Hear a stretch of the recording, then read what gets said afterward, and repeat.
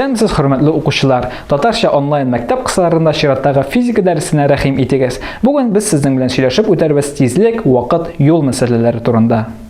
Иң беренче чиратта билгеләп үтик, нәрсәнең дә булса хәрәкәт итү, итмәвен билгеләр өчен без аның бүтән җисемнәргә карата хәрәкәт итү, итмәвен күзәтәбез.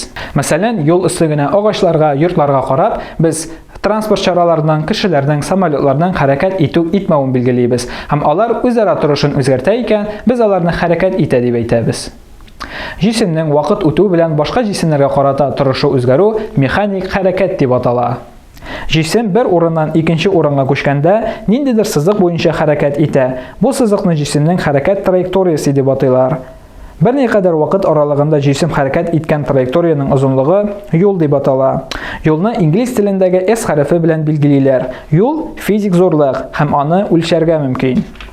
Әгәр җисем теләсә нинди тигез вакыт аралыгында бер үк төрле юл үтсә, мондый хәрәкәтне тигез хәрәкәт дип атыйлар.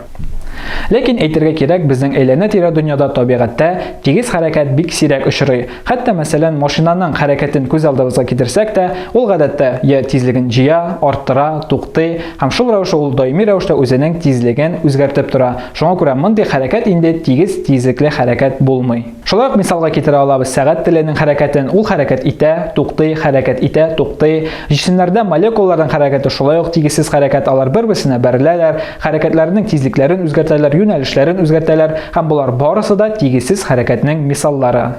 Һәм әгәр җисем тигез вакыт аралыгында төрле озынлыктагы юл үтсә, мондый хәрәкәтне тигезсез хәрәкәт дип атыйлар. Һәм без еш кына кайбер җисемнәрне тизрәк хәрәкәт итә, кайбер җисемнәрне акрынрак хәрәкәт итә дип әйтәбез. Физика фәнендә исә җисемнәрнең нинди тизлек белән хәрәкәт итүен билгеләүче физик зурлык булып, нәкъ менә шул тизлек тора. Тигез хәрәкәт итүче җисемнең тизлеге аның бер вакыт берәмлегендә күпме юл үткәнен күрсәтә. Ягъни тигез хәрәкәт итүче җисемнең тизлеген исәпләп табу өчен аның билгеле бер вакыт аралыгында күпме юл үткәнен алып, шушы юл озынлыгын инде шушы вакыт берәмлегенә бүлергә кирәк. Экраннарда сез тизлекне табу формуласын күзәтә аласыз, ягъни V тигез була S бүленгән T. Башкача әйтсәк, тигез хәрәкәт итүче җисемнең тизлеге юлның шул юлны үтү өчен киткән вакытка чагыштырмасына тигез. Тизлек сонча кыйммәтеннән тыш юнәлешкә дә ия. Һәм тизлекнең сонча кыйммәтен генә түгел, аның юнәлешен дә белергә кирәк булса, аны вектор зурлык дип атыйлар. Ягъни тизлек ул физик вектор зурлык.